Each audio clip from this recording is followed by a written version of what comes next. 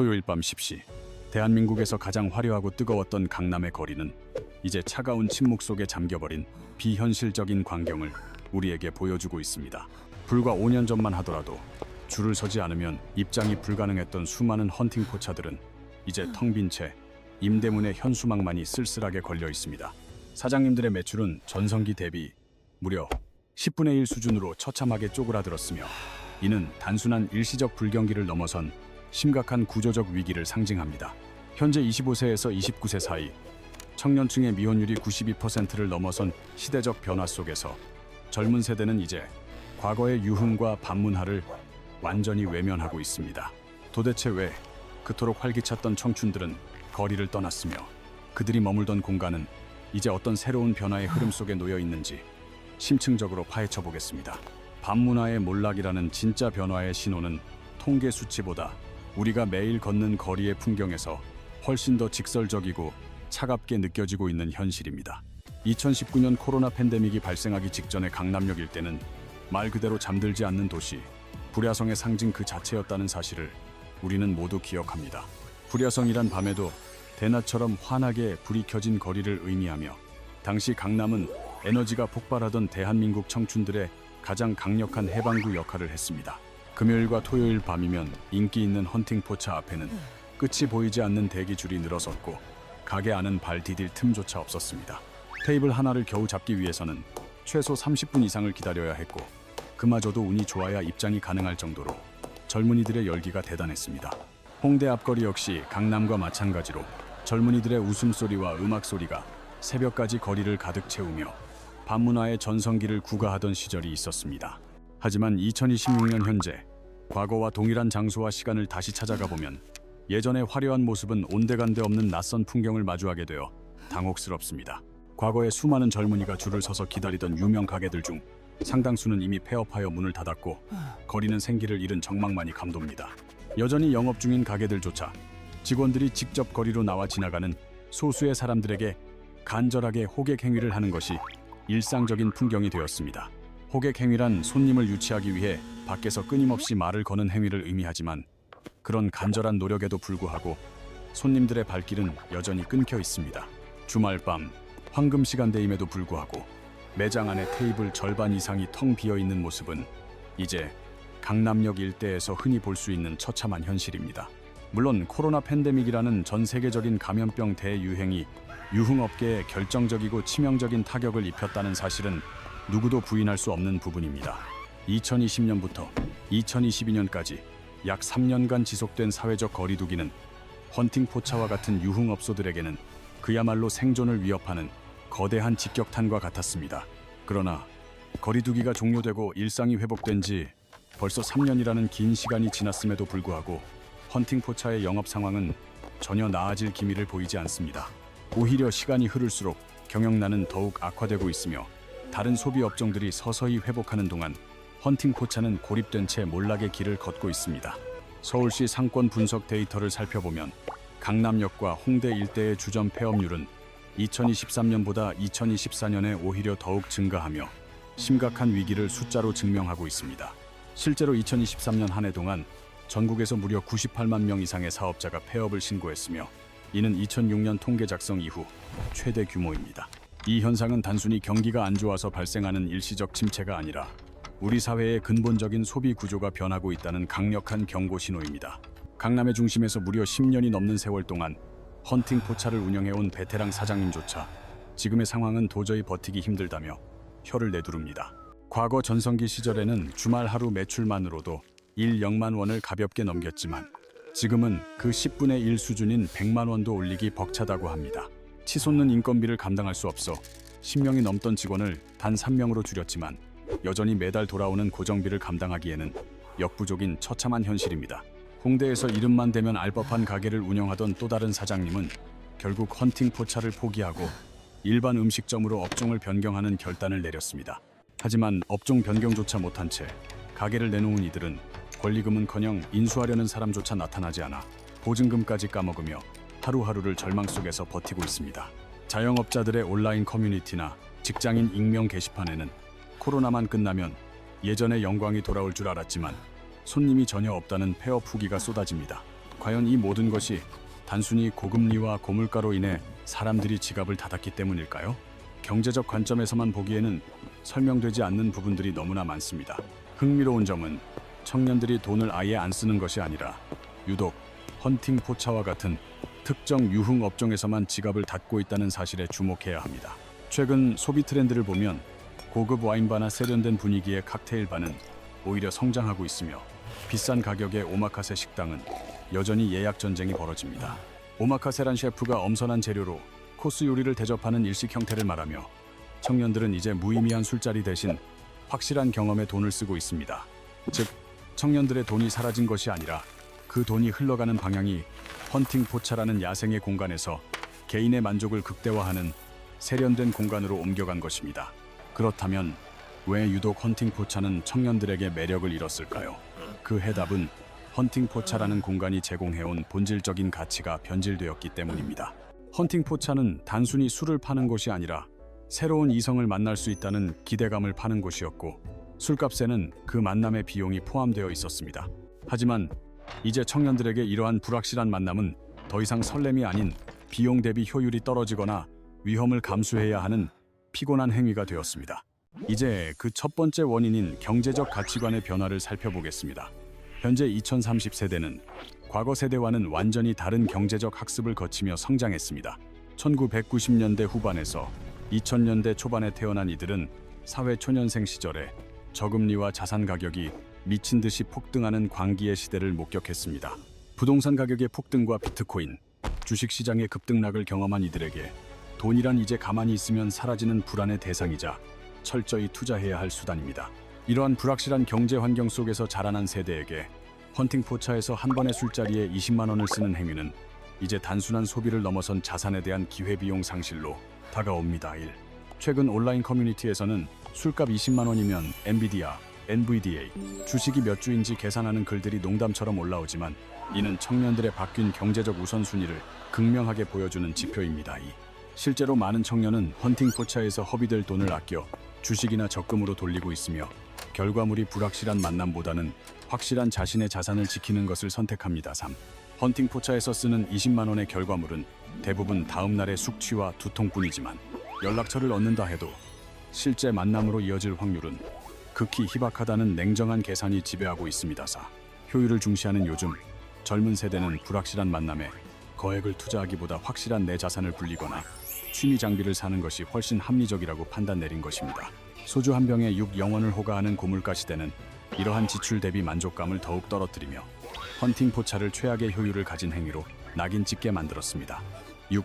하지만 돈 문제보다 더 강력하게 청년들을 거리에서 밀어내는 두 번째 원인이 있으니 그것은 바로 만남에 수반되는 위험에 대한 인식의 변화입니다. 최근 2030 남성들 사이에서는 스치면 인생 하울이라는 말과 함께 펜스룰이라는 용어가 유령처럼 떠돌며 그들의 행동을 제약하고 있습니다. 펜스룰이란 아내가 아닌 여성과는 단둘이 상황을 만들지 않는다는 원칙에서 유래했으며 오해를 살만한 상황 자체를 원천 차단하겠다는 의지의 표현입니다고. 지난 몇 년간 한국 사회에서 남녀 간의 갈등은 전례 없이 심화되었고 이는 단순히 온라인상의 싸움을 넘어 실제 혼인 감소의 주요 원인으로 꼽히기 시작했습니다. 2025년의 한 설문조사에 따르면 20대 청년의 약 25%가 남녀 갈등 심화를 혼인이 줄어드는 가장 큰 이유로 꼽았을 만큼 상황은 매우 심각합니다. 11. 특히 남성들 사이에서는 성희롱이나 성추행 혐의로 억울하게 누명을 쓰는 상황에 대한 법적 위험 공포가 실제 발생 여부와 상관없이 거대하게 확산되었습니다. 12. 소셜 네트워크 서비스, SNS를 통해 공유되는 수많은 사건 사례들은 청년들에게 나도 저런 상황의 주인공이 될 수 있다는 불안을 심어주어 오프라인 만남을 기피하게 만들었습니다. 13. 실제로 2030 남성의 55%가 감정 소모와 법적 리스크 등을 이유로 연애 자체를 회피하고 있다는 통계는 우리 사회의 단절이 얼마나 깊은지를 보여줍니다. 14.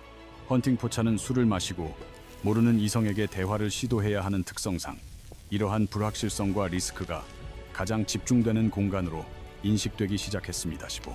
과거에는 낭만적인 만남의 시작으로 여겨졌던 용기 있는 시도가 이제는 상대방에게 불쾌감을 주거나 오해를 사지 않을까 걱정해야 하는 피곤한 일이 된 것입니다. 16.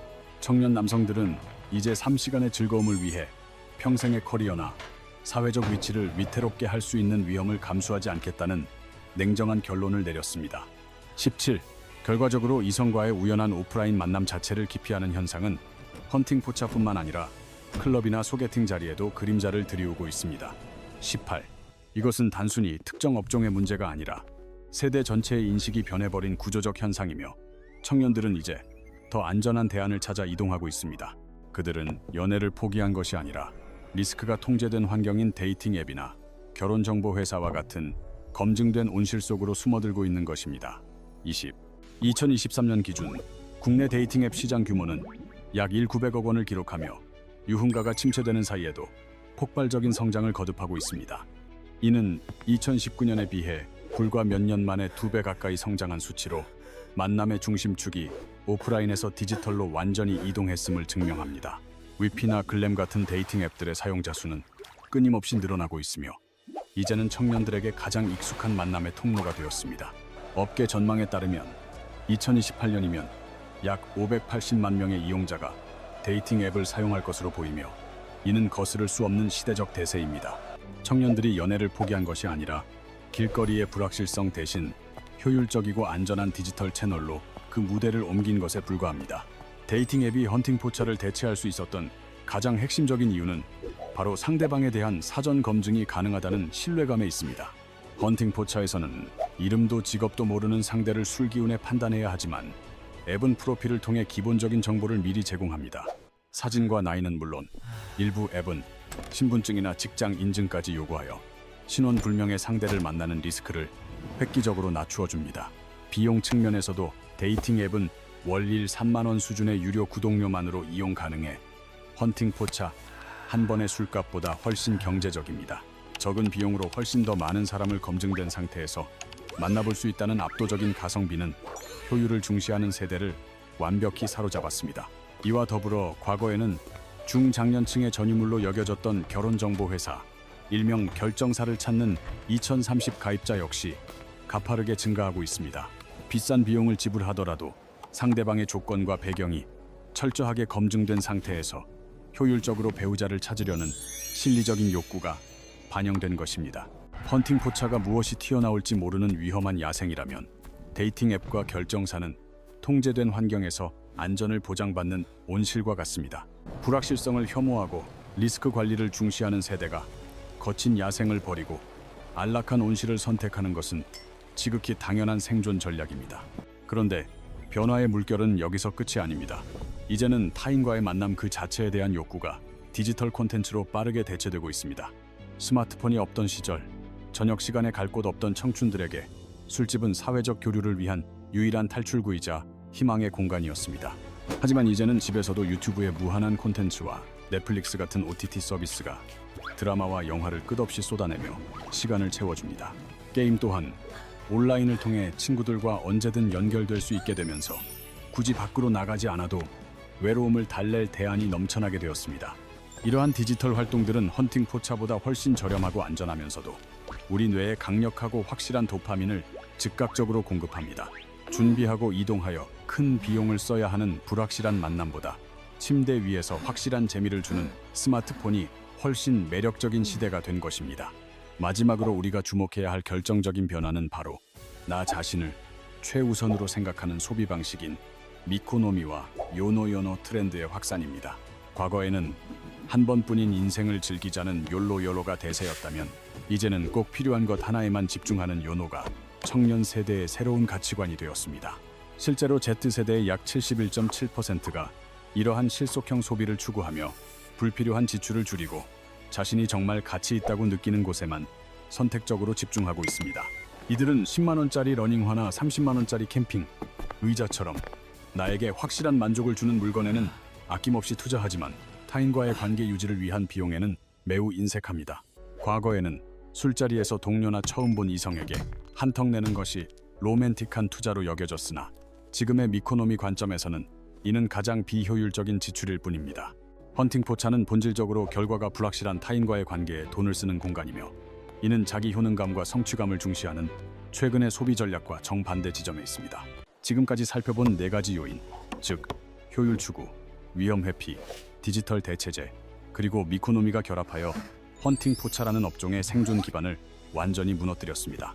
이것은 단순히 경기가 나빠서 손님이 줄어든 일시적인 현상이 아니라 대한민국 사회의 근본적인 관계 맺기 방식이 변한 구조적인 변화입니다.